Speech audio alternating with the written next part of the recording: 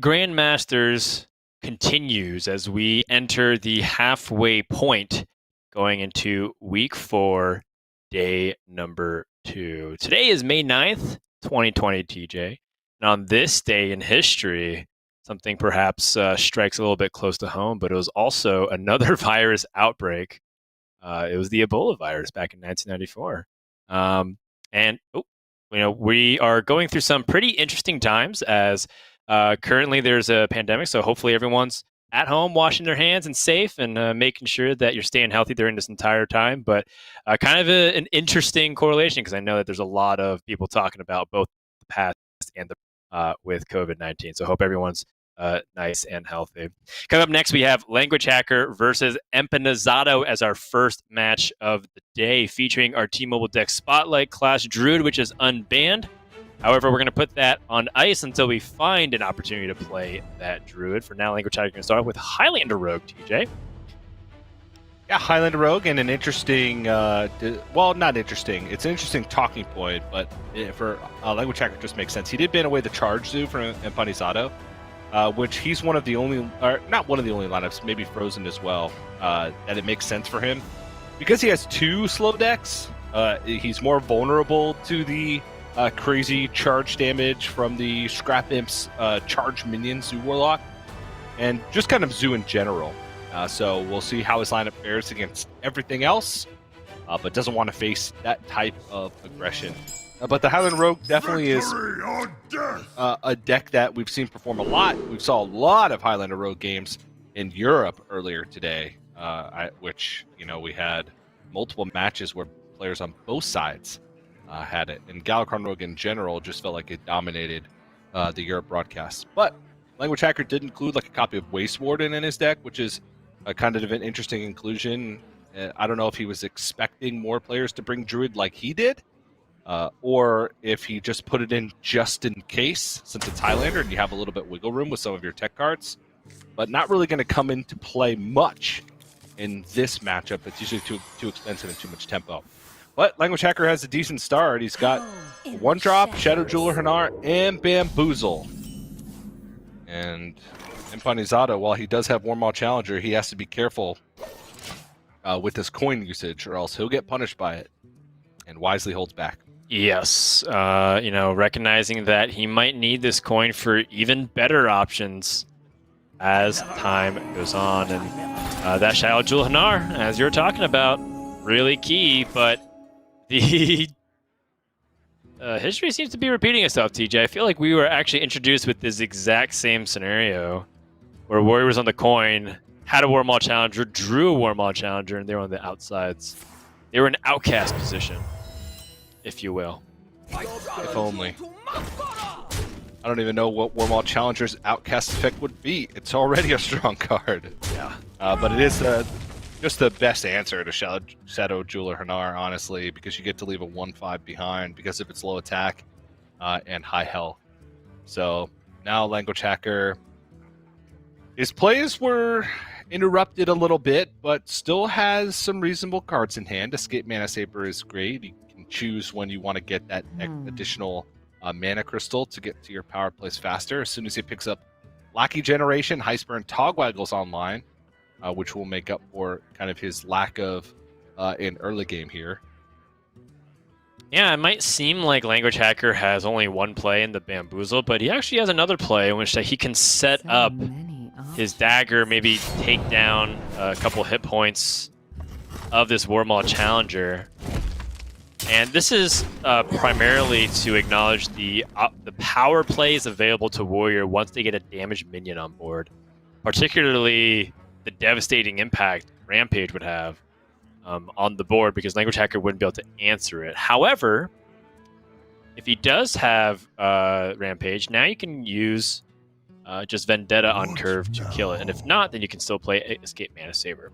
Also, if you play Bamboozle, having a 1-mana minion transform from Bamboozle is very low impact compared to if you, say, play the Mana Saber, attack, and then play Bamboozle, and then you upgrade the Escape Mana Saber as your base. It's much more powerful. Yeah, 7-drops are actually really good right now. It's one of the best mana slots for a lot of things. There's like the Marsh Hydra, which gives you an 8-drop when you attack. It has Rush. There's big taunt minions like Evasive Draconid and the Demon Hunter Demon. Yeah, there's a handful of things that rotate it out. I think one of the worst like high-cost minions for a while are legendaries like Hyreek, if you remember from the Roscon's Rumble expansion. That's been rotated out with the new rotation from the Year of the Phoenix. And so the pool is very small and condensed. And as TJ said, 7 cost seems to be a pretty powerful one. 8's always been a default mana cost that you try to go for, but 7's not bad either. Yeah. Oh my. Ooh. Can actually get Kronks down now. But he hasn't invoked it all. I mean, it would get a card out of his deck. He'll have Galakron whenever he wants it. But with Highlander, it's often tough to get consistent invokes. And I find myself, maximum playing it for the second stage, which is the 2-card draw, and very rarely getting it to the final stage with the Claw unless it's a super slow matchup. I wonder. Right. It feels like Galakron's role in the Highlander Rogue deck is actually just to kind of play it, get your free draw, and to start generating lackeys. It's not particularly because you're trying to go for a decisive 4-card tempo swing with a bunch of free cards that might generate other free cards. However, the best part about playing Kronks, in my opinion, isn't necessarily the fact that you just draw Galakron. It's the fact that you just get to play a 6/6 really quickly. You see Language Hacker prioritizing removing the board, doesn't want any Terran Gorfiend shenanigans. Kind of clear that Empanizado does not have... Oh, wow. I was going to say Empanizado doesn't have really big copy effects, but a very good choice there by Language Hacker. And the funny thing is he doesn't even know it yet, per se. It's just that he was covering his bases. And you gotta love plays like that where the viewer can very clearly recognize what Language Hacker was playing around. And Empanizado just drew it. Had Language Hacker not done that, he would have gotten punished. Yeah, pretty heavy punish as well. And he can't see the hand like we can. Right, that's the fun part about it. Yeah. Language Hacker also, by playing the Secret, has kind of thrown a wrench into Empanizado the way he wants to navigate this, but he did see that Ambush was not triggered, therefore it has to be Dirty Secrets or Bamboozle, neither of which really is applicable to the situation. No. Like, Terran Gorfiend seems like the best play here, but it gives up tempo, and there's a secret up on the other side, which means that if Blackjack Center comes out and gets rid of that Terran Gorfiend, you just gave up your entire board for nothing. Right. So I don't think he can afford to kind of play into that, even though it's only a one of. That kind of play is game losing, and the general rule of thumb is when you're playing against a Highlander deck to not play around a one of unless that one of just loses you the game entirely. Right. So if he's gonna attack with Mana Saber, kind of like the Pharaoh Cat first, just because he's gonna have mana for it anyway, and maybe it changes his play. Right. There's a couple of Reborn minions that could have higher impact that he might want to play instead of the Kronks Dragonhoof. One of them being Restless Mummy, for example, could potentially introduce Language Hacker other things that he wants to do this turn. You are too late. His return is nigh. Unless he's planning to not play the Pharaoh Cat because he doesn't want to give Bamboozle fodder. Ah, yes, that is also exactly what he's thinking about. You are correct. So if that's the case, then obviously the Sorting's right, because that's the only card he's playing this turn. Mm-hmm. And now if Empanizado wants to attack into these minions, which are decent sized, and also Mana Saber is presenting this weird threat of giving Language Hacker a permanent wild growth effect, and he's going to get either a 7-drop from Mana Saber or a 9-drop from Kronks, which is definitely something that he doesn't have the tools to deal with yet. Right. And I think he's just going to go ahead and activate the Bamboozle. Exotic Mount Seller. Very effective, but not something that Empanizado can't deal with. He does have the Blood Boil Brute, that would take up most of his turn. I think that's like the hard part about it right now. Is there a more efficient way to go? He can rush Terran Gorefiend, eat his minions, and then rush Terran Gorefiend. That is sick. Play the lackey. Execute. Wow, I like this is a really cool Terran play. Gorefiend rush. Oh yeah, this is good. This is good stuff. Really cool Played its play finest. here. Yeah, you don't often see Terran Gorefiend played with the Goblin Lackey in this capacity, but it is a play that's available to you, and that's part of the reason why the lackeys work so well in this deck. There's so many different versatile uses of lackeys, whether to generate board or to respond to your opponent, or even just kill them. And you know, Terran Gorefiend being able to be played like that is a really nice spot here by Empanizado. Now, Language Hacker again, outside of just playing Galakron this turn, he has no lackey generation. Right. And every other play kind of just leaves him stranded against this board. Yes. So it's got to go for it. Oh. Ooh, well, Yeah. maybe He doesn't have not to play this it turn. now. Yeah. He could play it. He also could just hold on to a free Van Cleef and then go for big plays in the following turns. And I you know, if Language Hacker also has his ear very close to the ground, he remembers that the Ethereal Lackey could just give him a removal spell and could be playing directly into his hands. That being said, this is the window that Empanizado was looking for. He can get very far ahead on board this turn. Yeah, I think he's definitely fine to use his life total as a resource here and attack first into the Kronks with his Livewire Lance. Oh, okay. Seems like he wants to execute for tempo. Yeah. I mean, this is outside of Edwin Van Cleef, the biggest minion that you're often going to face, at least for a while. There's always the thought of Dragon Queen Alexstrasza, though, in a Highlander Rogue. Right. And maybe Empanizado, if he's going to execute this, he's saying, well, if you're just going to spend an entire turn playing Dragon Queen Alexstrasza, which may not even have a profound impact on the state of the board, then I'm fine with that. And I'm just going to execute this and keep tempo and keep pushing damage.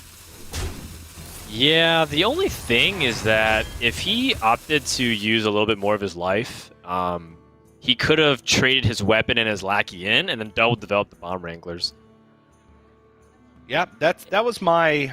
Because it's not giving up that much damage, or at least damage permanence, because you're only trading in 1 minute from the board. And life is a great resource for him since he has an Armor Smith in hand, and as soon as a Risky Skipper comes out, he's got that big burst of life. So yeah, he's obviously got a different game plan, though. I agree. I think his game plan might be that he wants to save a Bomb Wrangler in case he finds Risky Skipper or Anchor, and then can go for like Battle Rage stuff. That's one possibility. The other possibility is, like we said, like maybe he sees longer the game goes, he's going to need his health as a resource because he really respects the burst out of Rogue. I don't respect Rogue enough to do that ever since Leroy has rotated out, but I totally can understand the sentiment at least. And Language Hacker finally is able to generate a lackey in hand, but still several turns away from being able to get free treasures and keep up the card draw. Empanizado finds Corsair Cache. Now that can draw the Anchor, which can really unlock this hand. Either way, I really do like playing Corsair Cache, usually as soon as possible, since weapons are so good at helping you establish both value and tempo. Still has a chance to pull a Livewire Lance, but even if he does, I still like the Corsair Cache because that Livewire Lance has proven to be a great tool for him in the matchup thus far, at least to get tempo. But the Risky Skipper will be necessary to kind of have those big game-ending boards and life gain, fodder for Battle Rage. This is actually a pretty tough turn. It's hard to find a great way to get Blood Boil Brute cheap enough unless you want to throw a bomb into the Edwin Van Cleef or the Lackey preemptively. It just seems like he's going to play now and hold on to this live wire lance. Maybe Anchor would have changed it.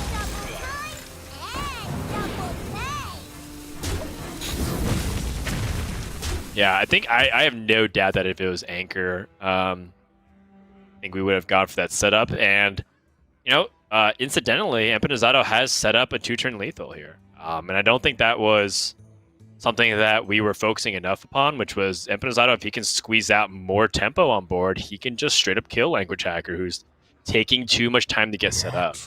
Yeah.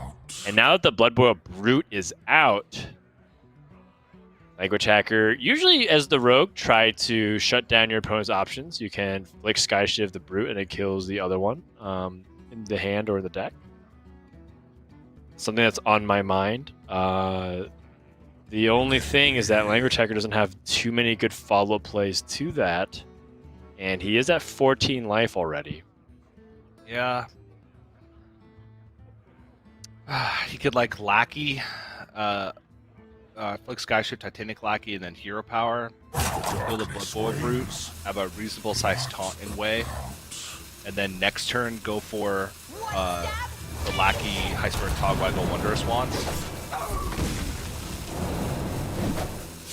Yeah, I think lnguagehackr is reading this is an aggressive play. He also is aware of a 3 damage weapon in the hand, so he's like, I don't want to take too much here because then I'm dead to like a single charger.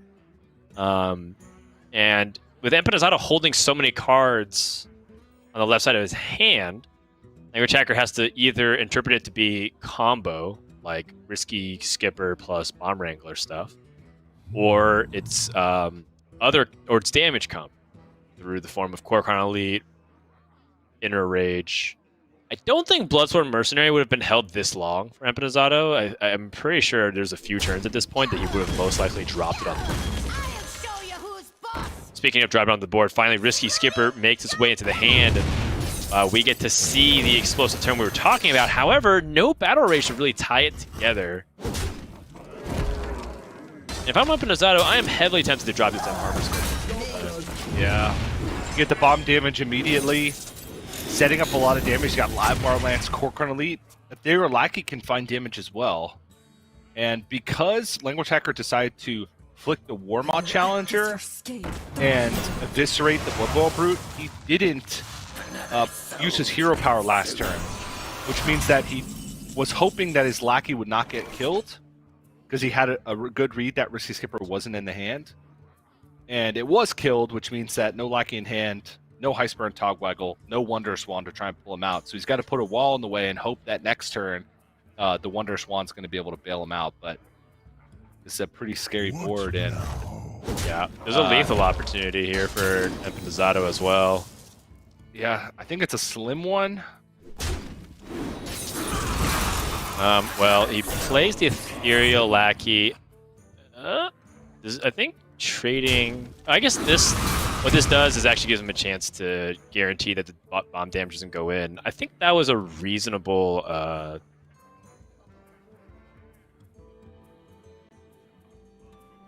okay, if you get Ethereal Lackey here, if you play Ethereal Lackey here, and the bomb damage clears, then you have 6, 7, 8 plus the Armor Smith. Nah, he doesn't have it. Seems unlikely at this point. Oof. Tough turn. I think Empanizado was really searching hard for any kind of lethal opportunity and didn't find it. Yeah. Now, he missed the armor up, but in the grand scheme of things, that's not that big of a deal. Just because the game's going to end before it happens anyway. This Zephyrus is potentially a huge deal. It can give him Tyrion right now. Yes. Tyrion is a very difficult minion to deal with, although Empanizado does have small minions on the board. It also can give him healing, which lnguagehackr would need, because right now he's going to die to the Horcron Elite Interrage Bloodstorm Mercenary combination. That's 12 damage from hand. Yeah, if he plays Zephyrs and gets Tyrion, he's dead. The 2/2 will trade into the core. Right, one of the minions will trade into the Shield of Galakron. The 1/1 goes into the Tyrion, and Horcron Elite Interrage plus Bloodstorm Mercenary. Holy Nova is a really interesting option too. It like completely destroys the battle rage opportunities. Oh yeah, that's way better. That's so much better. And then you get to play Candle Taker and the Witchy Lackey here. Also healing up your own taunt. Yeah, he's probably gonna hold on to Witchy Lackey just so he can treasure next turn. Ah, you're right. You're right. Oh my goodness. Oh, that's not enough. Is it? No. No, not enough. Not enough mana. Yeah. Very close. It is enough if he gets a Kobold Lackey. Exactly. Kobold Lackey or a Goblin Lackey. Am I missing something? Oh, he doesn't have mana. That's only. Oh well, if he gets Kobold Lackey, right? Then it would have. If he gets Goblin Lackey, he missed lethal here. Because the way you do is you give the rush to the 3/3, the Bloodthorn Mercenary, and then the 2 chargers could go face. Yeah, actually, yeah. This gave one fewer less. out. Yeah, one fewer out. No, you're right. Also, what? I think Ethereal Lackey into Rampage, maybe? I don't know if he had mana for that. But Ethereal Lackey into something. Not sure. Oh, Ethereal Lackey into Sword and Board would have also been lethal if he had attacked first. So, yes, you're right. Ethereal Lackey into Sword.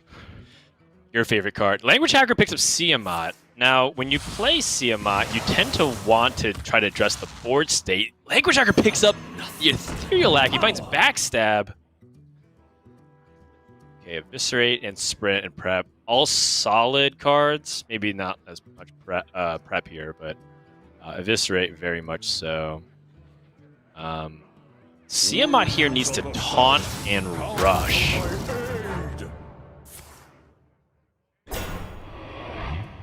Needs to not take. If he takes Divine Shield, he's actually just going to die to any single damage. Yeah, if he rushes, nice. He gets to clear everything off the board. It's great to see. Language Hacker is making phenomenal decisions this series.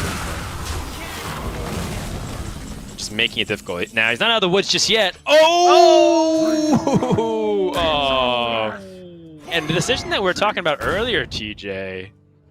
Language Hacker played very well this game, but the one decision that you could go back to is the Flick Sky Shift, but I still like the decision. I like the decision in the end. I'm only calling attention to that because there's a slight possibility that he could have made a read that there was no opportunity to Bloodstorm Mercenary or Rampage or copy that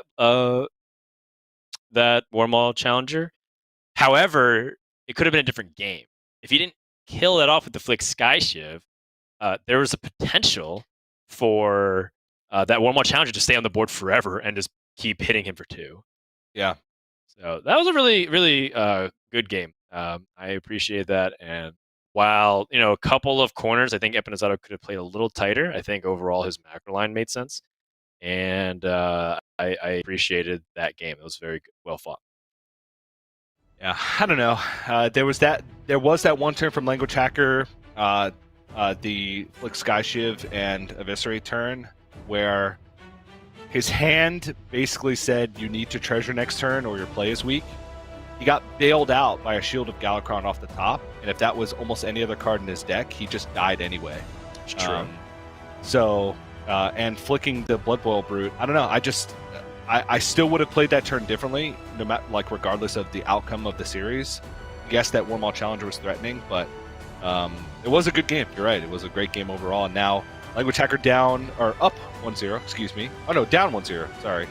That game was so close. I forgot who won.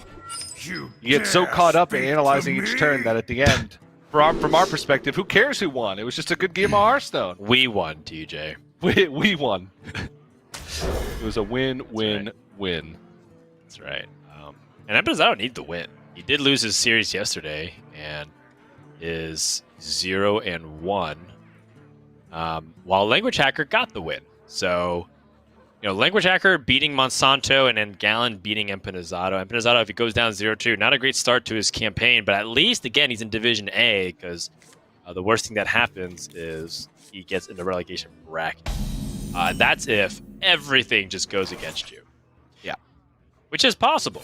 Believe it or not, all these players are trying their heart out, and sometimes that's still not good enough. You can play badly, you can have a lot of factors influencing you. You could also just be straight up very unlucky. And at the end of the season, 3 people are getting relegated, and all of these players are very good. So that's looming in the back of their mind as they progress deeper into the season. Something we'll be talking about and focusing on more soon. In the meantime, we have a Demon Hunter Mirror, a matchup that seems to be pretty volatile. People who grab the board early obviously are in a pretty good advantage state, but we've been seeing some really awkward turns 4 and 5 that sometimes stops the momentum that you've been building up the first few turns here. And I think Empanizado is exactly in that spot. He's ahead, but is he going to stay ahead? Probably not. This was the deck that made kind of the least sense to me in looking at Empanizado's lineup as a whole. And also the deck that he just straight up struggled with yesterday.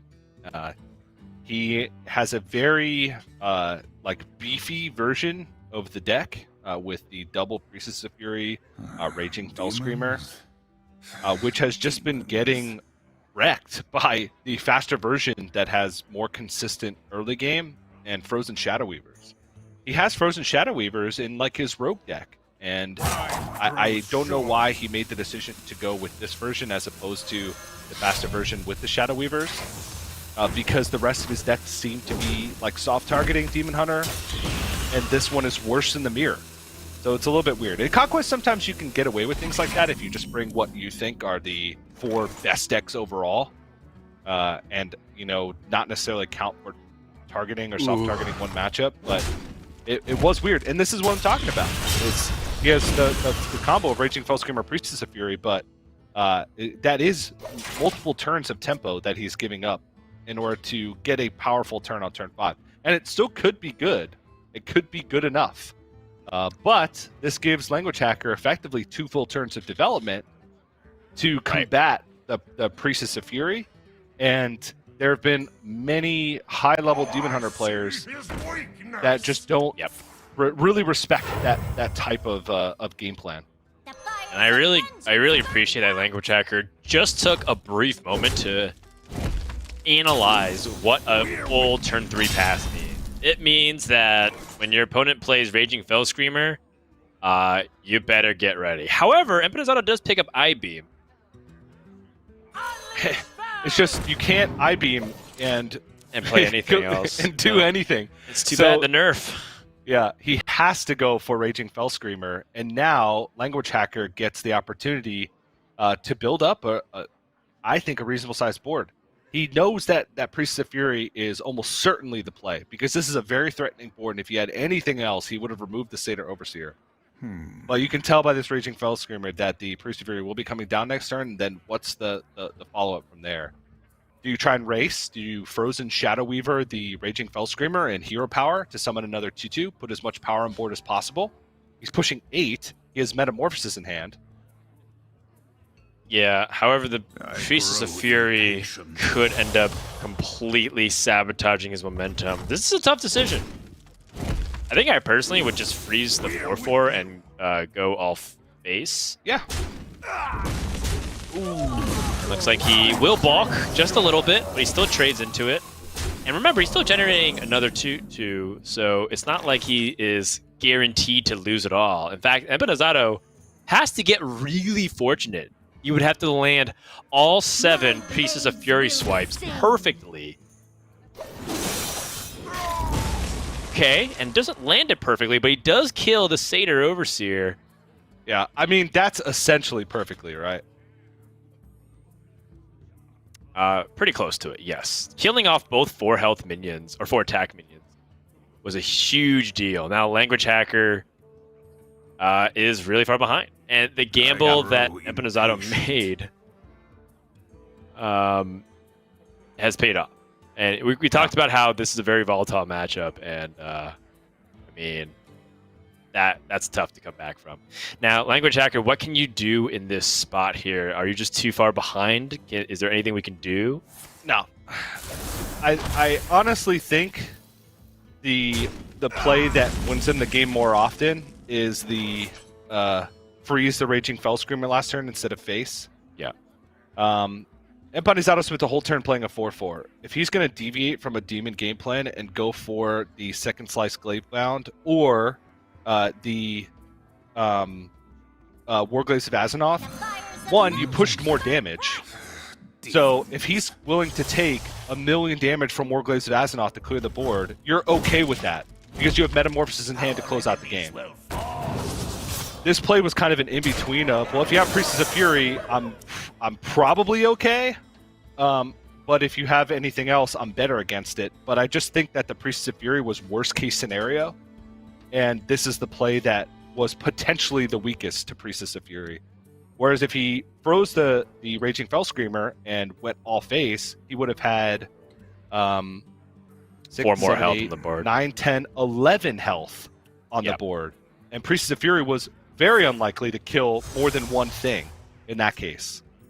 So I'm inclined to agree. I think that it's easier for us to say that in retrospect, and I think Language Hacker had probably mapped out the Gladebound Adept line and said, I don't want to have to deal with that. Well, even Gladebound Adept only killed his Satyr Overseer. If he freezes the Raging Fell Screamer. He still has a 4/3 and 3 2/2s on board the next turn, and his opponent's at 16. So he's still pushing 10 more damage, and then Metamorphosis just sets up for a 2-turn. So, I don't know. And if he goes for, say, Warglaze of Azzinoth, he's just trading it. He's spending his whole turn to take 4, then 4, then 2, then 2 again after you put him to 16. Okay, I can buy it. I can buy it. Yeah. So, I think you may have convinced me, TJ. I think Language Hacker may have rushed it a little bit. Or actually, perhaps the opposite. He's perhaps took it a little bit too safe and just got punished by a lot of opportunities for that Priestess Fury to recommend. I think, honestly, like, that happens. I wish there was math on that we could easily access. It's not very simple because it's not like, well, it's like it only happens 1 out of 4 times X amount of possibilities because it depends on if units die in the middle. So there's a lot of math that goes into it, but I wonder if Language Hacker took an unnecessary risk. And I think that's probably in the back of his mind here. Or didn't take the necessary risk. Might be better suited for that situation since, not freezing the face going into turn 5 from a Demon Hunter can sometimes be a death sentence. But when you're that far ahead on board and have so much damage, it just seems hard to justify trading into a 4/4 with no additional effect. So, he's down 2-0 now. So he's got to find some way to come back, and he's going to put his hopes on the Spell Druid. And Empanizado's Rogue deck does have quite a few early game minions because of the stealth package and some higher status minions. It still doesn't have those wide board clears outside of Flick Skyshift. It also only runs 1 Devoted Maniac, 1 Faceless Corruptor, which means that you also have less rush minions to try and take down the first wave of Gulfeye Swarms. Who in their right mind hides blue? But he does have the Greyheart stage, so he will be able to draw through his deck pretty aggressively with this start, and has some taunts and has some good stuff to follow up. Looking for Innervate, probably. Innervate would have been the best. But I'll take draw 6 spells in the first 2 turns. Yeah. And then ramp up. That seems fine totally to me. okay. Yeah. Trade the Crystal Power. I mean, we say that for now, and then maybe Language Hacker will need that health. But this is our deck spotlight for today, and whether or not we will see the Druid succeed is largely predicated on the kind of aggression that comes out. But this is a really good opening hand. 2 Fungal Fortunes into an Overgrowth. That is how, as the kids say, the Giga Nuts. Yeah. And because of this start from Language Hacker, Empanizado, I think, needs to be careful with the coin. The ultimate card in this situation would be the Flick Sky Shiv. Just because with that many spells drawn, and I think Language Hacker even keeping a card with Glowfly Swarm, you're pretty certain that Glowfly Swarm is the card next turn. And if he is going to use the coin, it better be for building up a board big enough to combat whatever he's going to do. And keeps hand space open, holds onto the coin, gives himself opportunity to find Flick Sky Shiv. I like this play a lot. Wow, that's a really interesting play, and it's exactly what you described. Needs to have the ability to answer Flick Sky Shiv. And I think Language Hacker has to make that read, saying he doesn't have it. There's no way that he would order it like that if he already had it in hand. Or he probably would have chosen a different path and set up a board that was better against it. Because right now he doesn't have, like, playing these two minions in that order is not ideal to deal with a Glowfly Swarm. Playing one attack minions. Well, Empanizado, his hand would have been full if he had done it the other way. So this also might give Language Hacker the indication that there is a Flick Sky Shiv because Empanizado held onto the coin aggressively. So it's like it's both. I think it's too difficult to make the read either way. And if that's the case, you just make the biggest board you can. I think it was the way he played it. He waited to the very end and then played the Miscreant and then Pharaoh Cat almost in tandem. And he wasn't evaluating what he was going to do with the Pharaoh Cat, right? Like, the idea is that you would try to react based off of what you would end up getting. But I do see your point. And what I'm trying to say ultimately is that Empanizado's play looked desperate to me if I'm Language Hackers. Which is why I felt like this was okay to go for, as opposed to he has to have that flick. Now he's kind of struggling to find a way to respond to this. He's super dead. Super dead.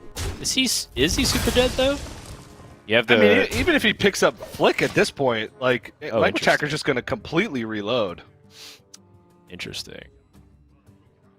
I thought he was going to coin out the Cobalt Lackey here, but looks like Empanizado once more wants to keep his options open.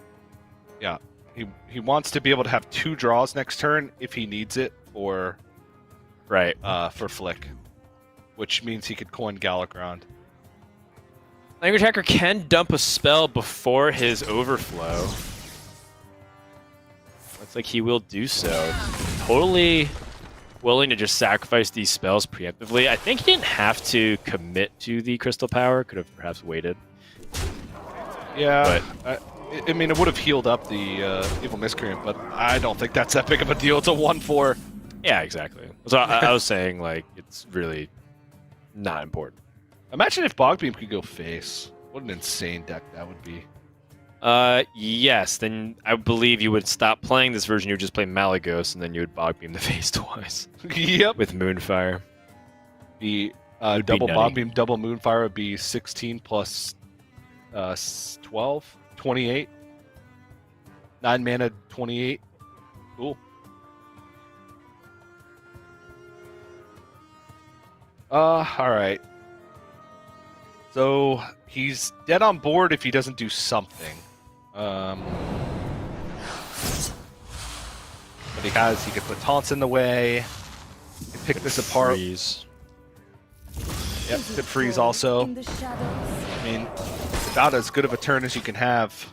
I'm still pretty intrigued by why we've been holding on to the coin for so long. Oh, jeez. He's just dead. Okay. Yeah. Well, the coin to get the Cobalt Lackey meant that he didn't have the option to go for Galakrond next turn in a desperate situation. Yeah, that's true.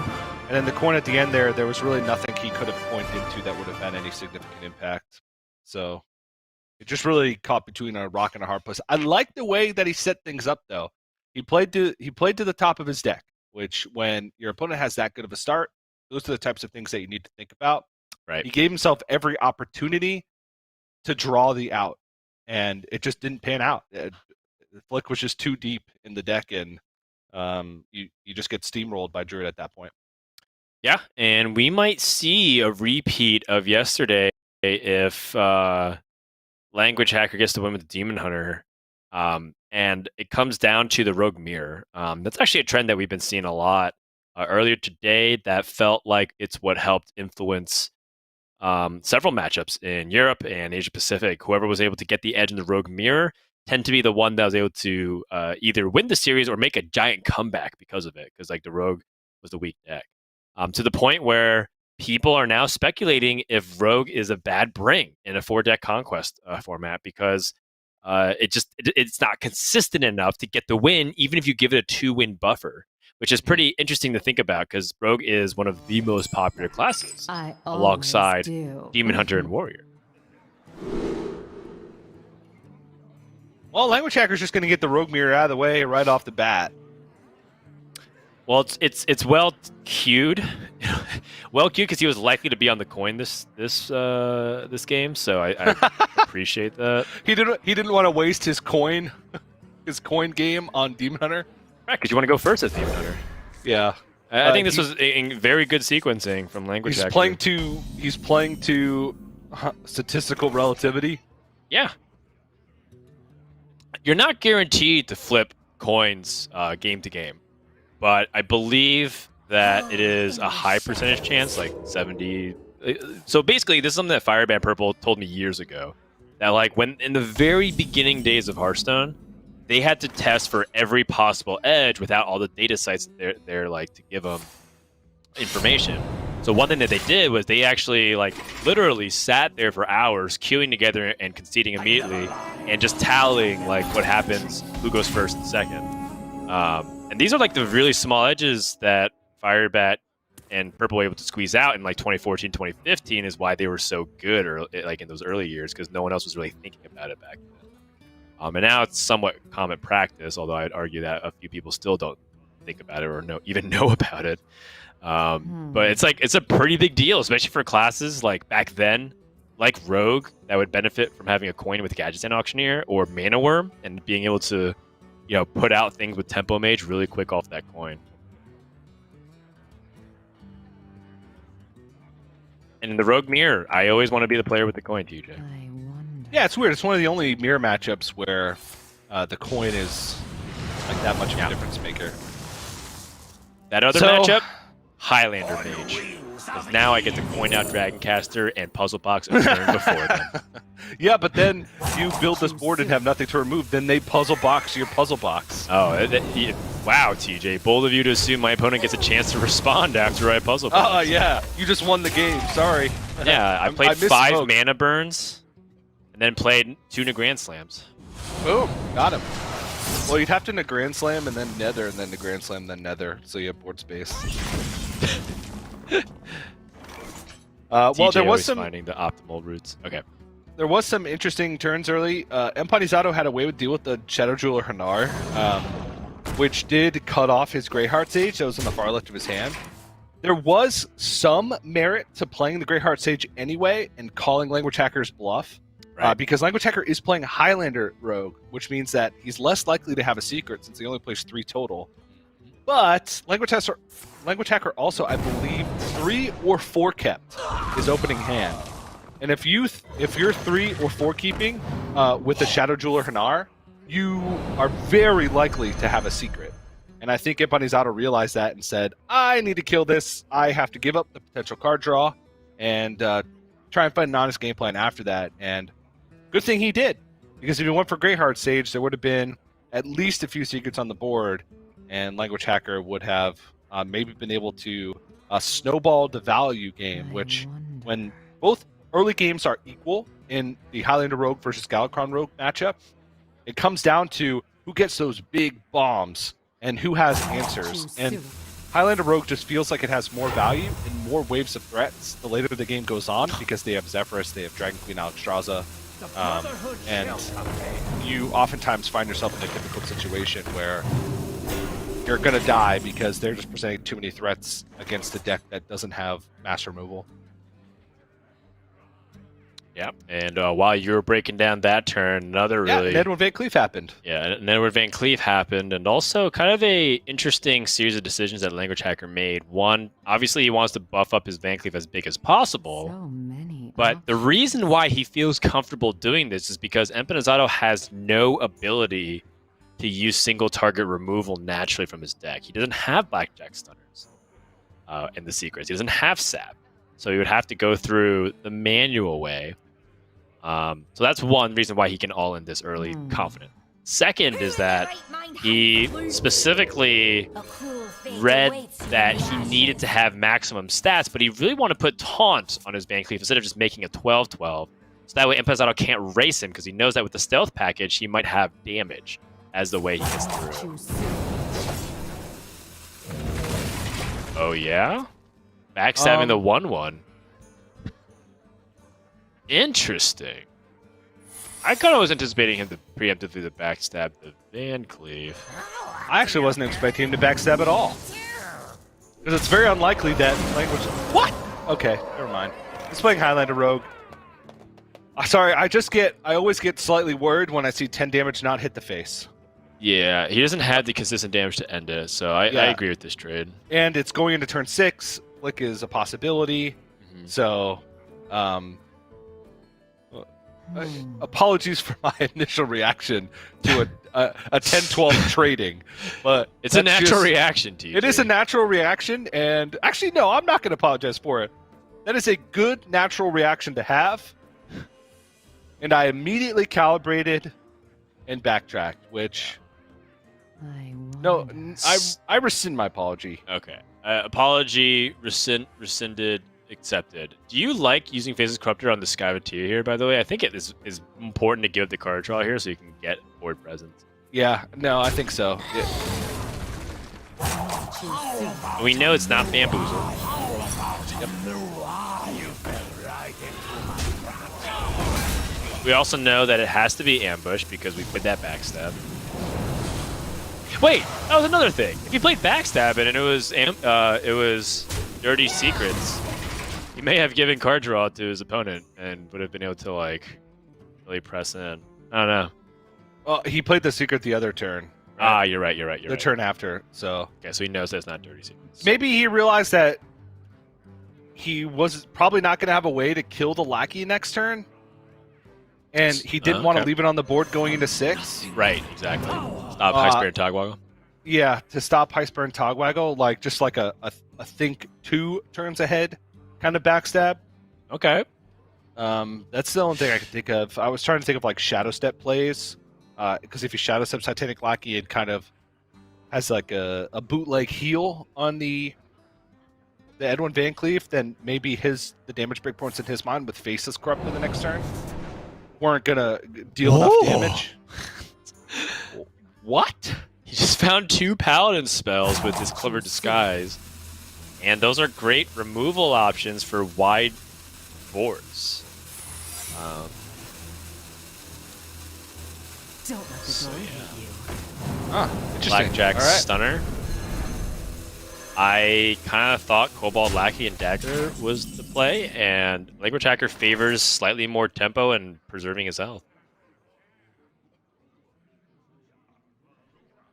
Actually, this makes a lot of sense now that I think about it, because he has 7 mana, and if he draws High Spirit and Togwaggle, then he can Cobalt Lackey Togwaggle.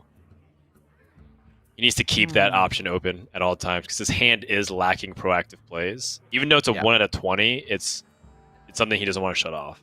Yep. And because of that, I kind of hope he gets rewarded for it. If he draws High Spirit and Togwaggle next turn, I'm going to pop off. All right. I hope he does, not because I want him to get rewarded, but because I want to hear you pop off. It never happens, though, right? It's like 1 out of 20. Hey. Almost never happens. Technically Stranger correct. things have happened, even just this season. No doubt. I see a dark future. Oh, he needs to answer that quickly. Kill it! Language quick! Hacker's like, all right, sure. Get it out of here! He's disappointed to see that, but I mean, Empanizado did use a very expensive resource. Shadow Step is one of the best cards in Rogue to gather value.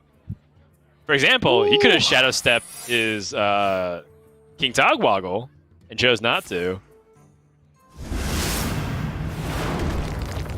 That Dirty Secrets, you know your opponent has picked up a Wondrous Wand, is clutch. Helps you keep up in the resource disparity. If only the cards were also free. There's no such thing as free cards, Dan. Yes. Except when they cost 0, then they're actually free. No, because you had to do a lot of work to get those cards to be free.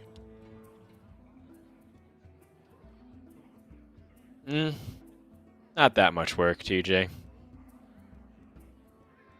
But the opponents do make it difficult, right? You've been seeing people kill those lackeys and pick them off.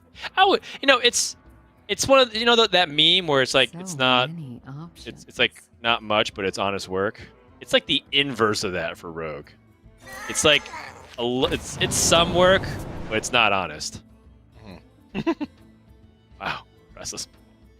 Jeez. Well, it's decent. And Empanizado's not going to play the wand this turn because he knows that this is dirty tricks because the other two secrets have been played.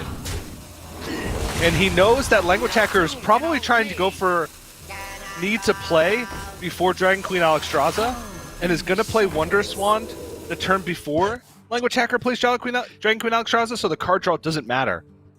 Woo! This is such a good good Hearthstone, Dan. This is such a good Avenging Wrath board, and there is 0% chance that Empanizado thought about Avenging Wrath whatsoever going into this turn. Dan, I feel like I'm watching Europe. That's how good the Hearthstone is today. Yeah. We don't usually get the pleasure of watching this. Sorry, can you clarify, TJ? What do you mean by that? I plead the fifth. Okay. I refuse to say it out loud. Well, it's kind of interesting that Language Hacker used the Vendetta there. There's a chance that he could have used it the next turn with Dragon Queen Alexstrasza, giving dragons from other classes. Yeah. And there was a very high likelihood that he cleared off the entire board, and then was able to dagger down the shot. Finds the Galakron. That's a potentially big outcome here, especially if his Dragon Queen Alexstrasza just whiffs. But yeah, look how much better Vendetta would have been in this position. Then again, Dragon Queen Alexstrasza doesn't guarantee you cards from other classes. No. There's a high concentration of dragons that are neutral right now. So many options. Just that it's just the amount of time I've gotten like Nosdormu the Timeless from Dragon Queen Alexstrasza seems to be a statistical anomaly, but again, a lot of times you might see players go for the safer play because they don't want to take unnecessary risks.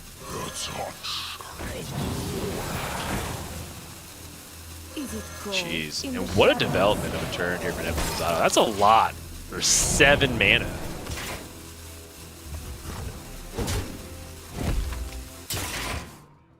Life and hope of will fighting. Oh no, it's Nazari. I thought it was going to be Nosdormu the Timeless. I was like, wow, Dan. The other Paladin legendary. And now we can go ahead and use our fantastic results-oriented thinking, Dan.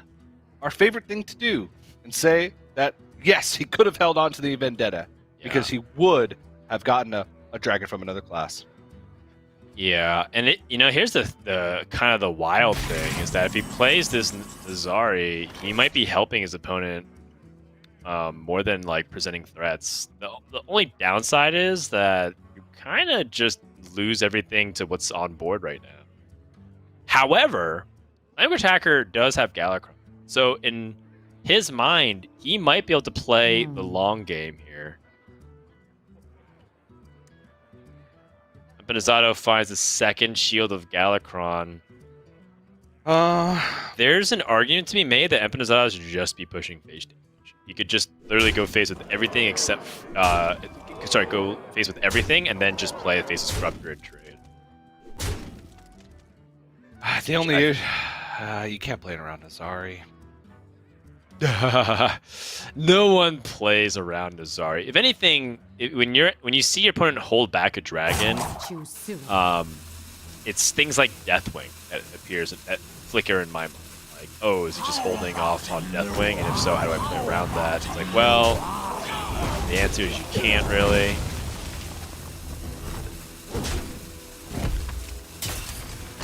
The reason why you can't really play around Deathwing is because you already have your board committed. And you still need to kill off your opponent's board. That's a very poor evolve. So... He needs Galakron, Dan. Empanizado? Now. Yeah. Yeah.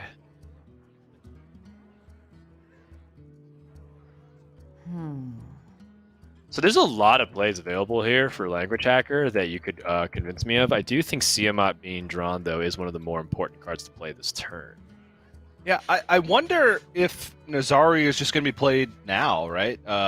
Because 14 is not the greatest life total, and I think I valued just the 412 on board. It seems so good right now. You first want to trade, though. Like, you want to use your dagger to take out the Psycho Pump. Yep. And take a little bit more damage, feel better about the Nazari. Right. This Galakron actually has not been invoked at all. Still at 1. No, it's been invoked once, but it's still at the draw 1 card. Oh, yeah? Divine Shield Wind Fury? Oh, yeah? Oh, it'd be like that? Oh, yeah? He's full clear, then Nazari? Sounds good to me. Wow. I like it. Bold moves by Language Hacker, and Empanizado hoping for a burn lethal. He would have had it. Yeah, that would have been exact. Right? He would have had it. I mean, I don't think Language Hacker trades his face in a 3-1 in that situation. Yeah, maybe, that's or plays true. Galakron instead. Right.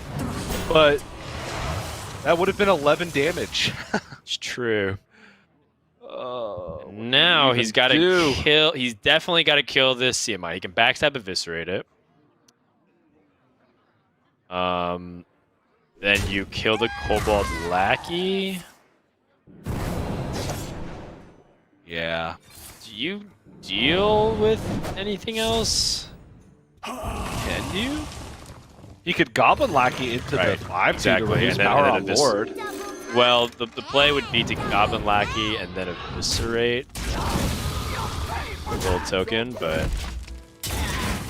Ooh, this is rough. Rough stuff.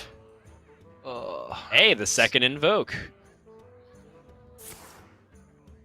So, Empanizado's Galakron is fully invoked if he draws it. He's played 2 Shields of Galakron and 2 Praise Galakrons. And right now it feels like that's a necessity, and even then, he probably still loses the game. Well, now he definitely loses. EJ. Oh my goodness. Just load it up, give it all +2/+2. Oh, and he has Alex Strauss at the end of it all. Okay. Well, the Crocs here gives +2/+2. He doesn't want to go, like, mega all in. He doesn't need to. Would have been sad if he went for the Faceless Slack. Oh, yeah, Doomsayer. You're right, you're right. Oh! And it doesn't matter one bit. Oh, you sure? I'm pretty sure. What can he even draw? Draws his own Kronks. Doesn't want to draw that. Kronks would clear. Kronks would take 3 power off board. Well, he would have drawn, like, let's say he drew Seal Fates and Kronks. He would have Okay. most Yeah. of his board. But that was still just feels like really he loses. poor. Oh, no, too expensive. Dang. There was an opportunity for Empanizado to close it out, but, you know, the stealth package, again, I haven't been really impressed by the stealth package. I like where the idea is, though. It's been beating Demon Hunters. Like that's I feel like where its success rate has been lying. But against Highlander Rogue, unless you can get a good early aggressive game plan going, you're going to get outvalued and out big bombed in the late game.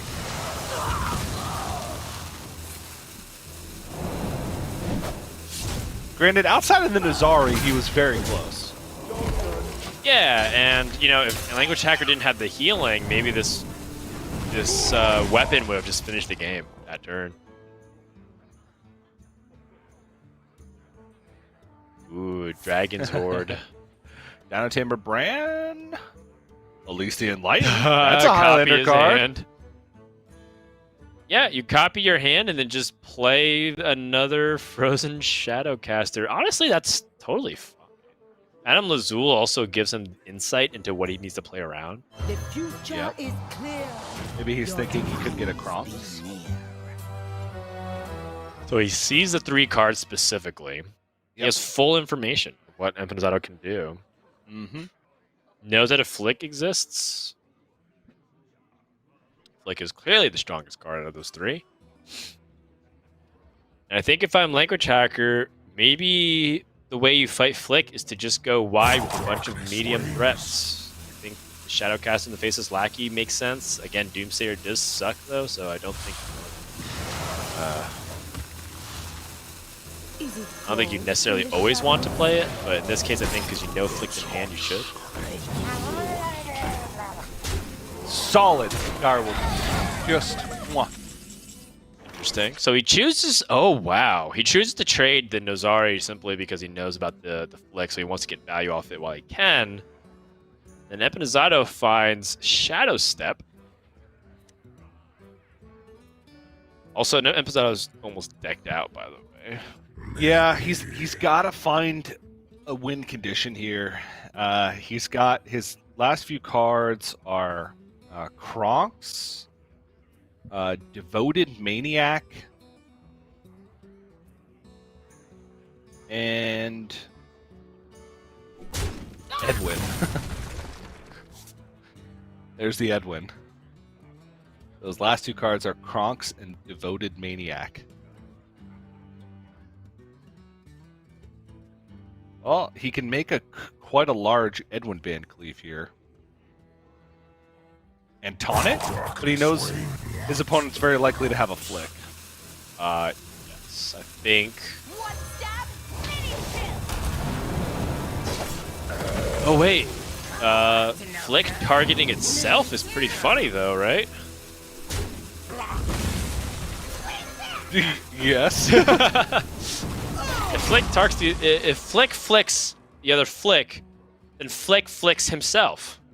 Yeah, and also if you play Flick fast enough, you can actually target your own Flick with Flick.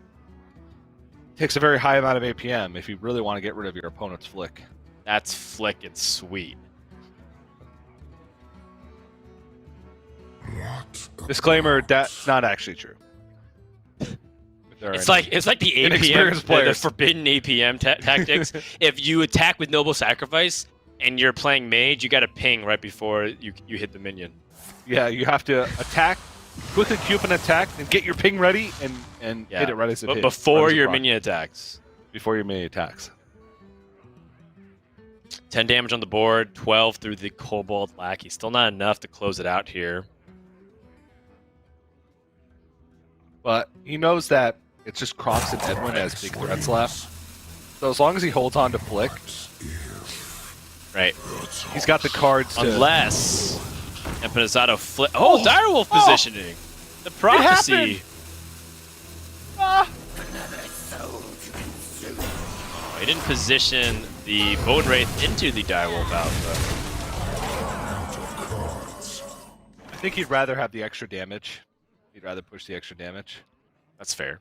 No, he just summoned that. He just summoned that Faceless Lock.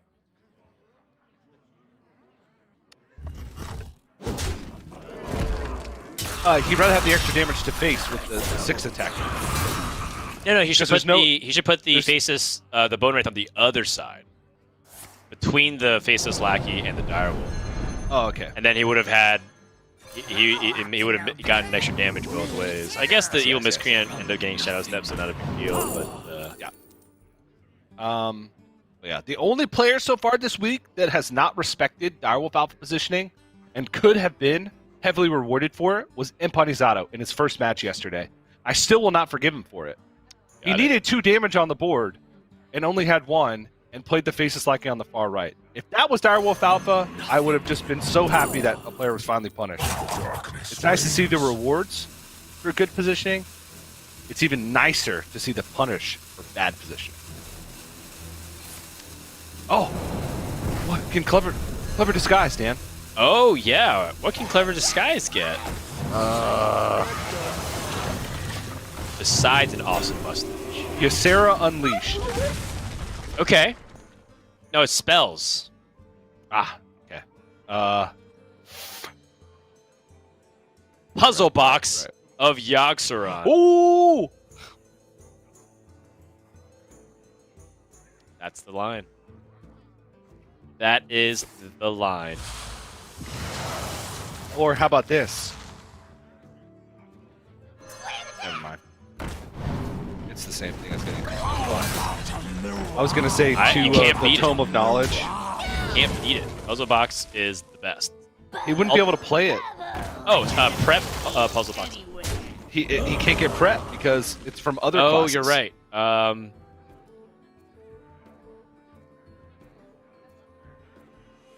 Dang it. Not Innervate doesn't work. Well, he can Clever Disguise and Kronks. If he Kronks, he should probably commit the Edwin line here. Well, how does he win, Dan? Okay. And Yeah, Draconic Lackey gets Alex Straza. So then he gets Alex Straza, then he plays Edwin. Language Hacker flicks. No, he needs to discover. On the wings of evil. It has to be Alex Straza. It can't be anything. Oh, Deathwing is Deathwing! cool. Deathwing is very cool. And now, Language Hacker, can he even flick? Okay, we got ourselves a game. Empanizado only has 4 turns. Because he'll take 1, then 2, then 3, then 4, which is Right. 10. Exactly. So even if Language Hacker does 0 face damage, he has 4 turns. And he has to get through 33 health. That means Language Hacker just has to survive for 4 turns and he wins. Right. Unless there's ways to generate life, which Clever Disguise can. Oh, yeah, Um, that's true.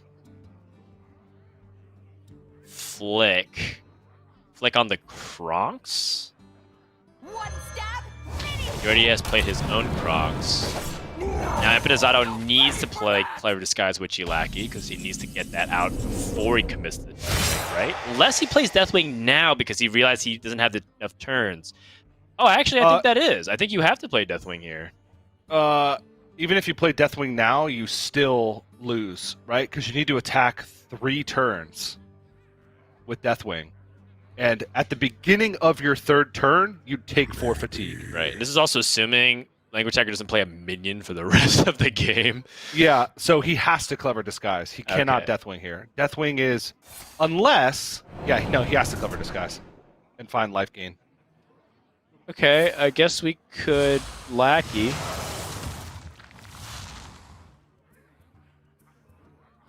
Glowflash Form summons a single 2/2. It's not worth.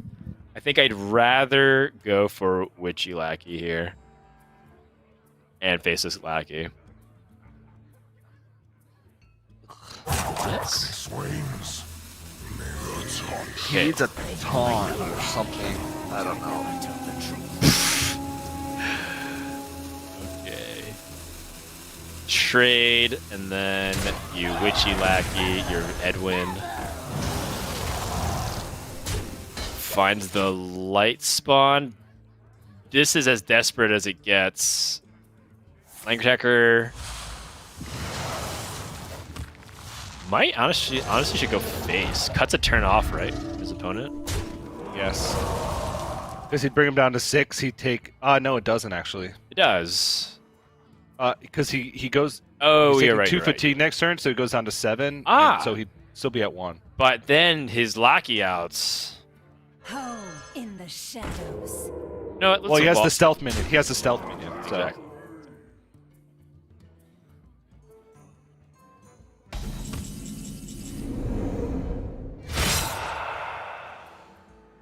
Oh, I like now- this. So he doesn't evolve the evasive word because he knows Empanizado has spells in the hand. And so it's not something you can target. You only can target one of these minions. All right, so Empanizado's outs are, he has to Deathwing, Right. and the next turn he has to get Ethereal Lackey, and then has to get some type of spell from another class generation, and then has to get healing. But how? Clever Disguise into Anything, right?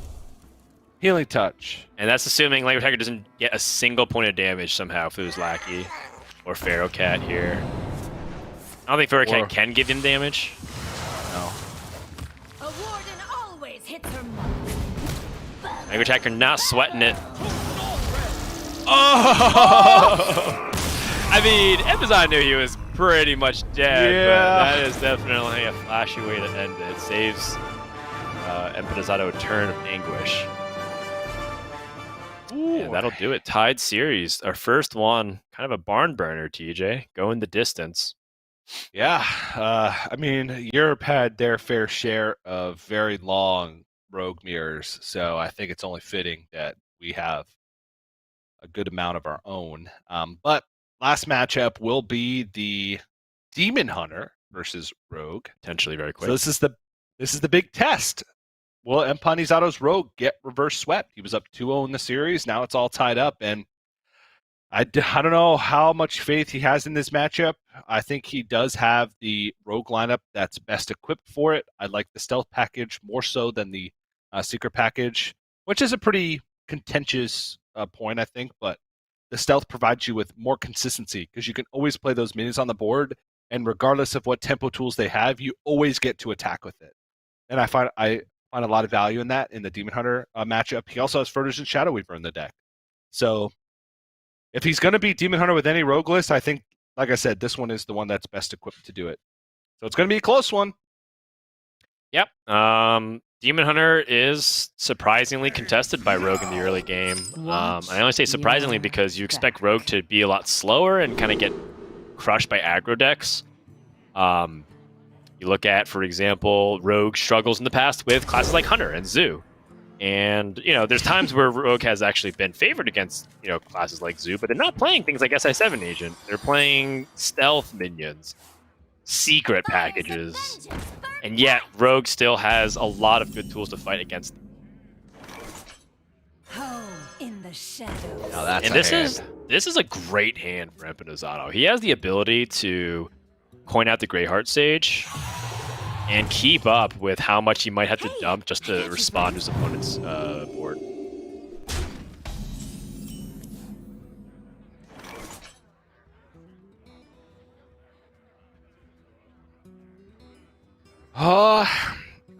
I mean, this might actually be a Eviscerate. coin eviscerate and then trade. If you trade, you completely strand. You have Seal Fate next turn for whatever your opponent plays. Yeah, but then Greyheart Sage is not really doing anything.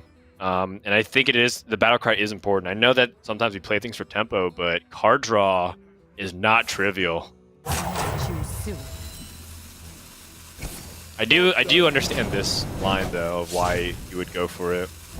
Because if your opponent doesn't have anything, then you stop their aggression. Yeah, and even if they do have anything, you just get to Seal Fate it. Jeez, what a curve here for Language Hacker.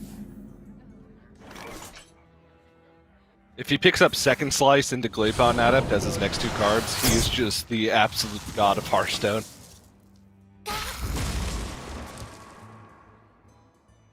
Hide behind yourself. Oh my. Uh-oh. Glaybound Adept is the draw next turn. It just feels like the Demon Hunter keeps leveling up like some kind of raid boss. Level 1, Blazing Battle Mage. Level 2, Double 1-Drop. Level 3, Erosion Shadow Weaver. Level 4. And it's like, it just keeps curving. And if he finds a Gladebound Adept, he would actually have the perfect curve. Or even Wargaze of Azeroth. I'll take that too. Sure, yeah. Empanizado plays the Evil Miscreant, looking to see if it's ever worth using Shadow Step here. Kayn Sunfury ignores the taunts though, so it's not like Shadow Stepping the Titanic Lackey accomplishes much here, but Titanic Lackey is important as a card in general. Yeah, I mean, he's going to have to deal with the Kayn at some point if he wants to win the game. So, trying to think what he could draw next turn that would change that, because I guess next turn, if he doesn't find a play, Ethereal Lackey Shadow Step might be an out. That's actually really tough. That's a hard decision.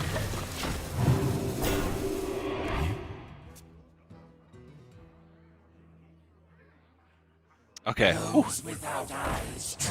I was scared for a moment that this was going to be the unstoppable draw. The Glaive Bound Adept. He probably wants to play Skull of Gul'dan, so he's got to think about what he wants to be doing in the next few turns. Although you could convince me that Glaive Bound Adept is just always the pick because you still have the ability to tempo it out the next turn.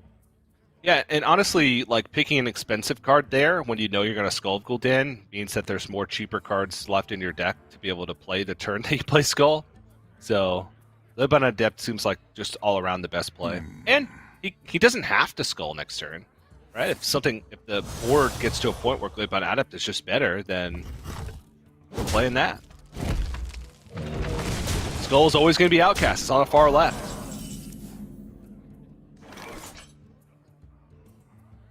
Okay.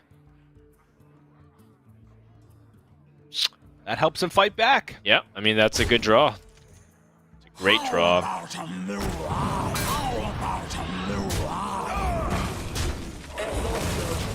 Language Hacker can respond to it, though. Skull of Gul'dan is up and kicking. He also has the ability to Glaive Bound Adept here, too, which presents more damage. And it's kind of like what we're talking about. The advantage of Demon Hunter in this position is that they can just go ahead and play their cards first and then Skull of Gul'dan last. Yeah, when a lot of other when they have no other options. Yes, and a lot of other variants of Demon Hunter need to play Skull of Gul'dan always on 6, like the combo variant that try to kill you in one turn. And now Empanizado with Eviscerate once again can kill it, but he also can just flick for tempo. And I think you can make an argument either way here. The benefit is that you do kill off the other Glaive Bound Adept, so if he's like holding it, you might just completely hamstring him. Oh my goodness. Oh my goodness. Just hits a bunch of cheap cards. He gets more cheap cards. Wow. Every single one of those represents an extra damage with Altruist, and each copy of Twin Slice represents 2 extra damage with Altruist. Right, so he's got 5 damage just from the hand. More. It's both Twin Slices.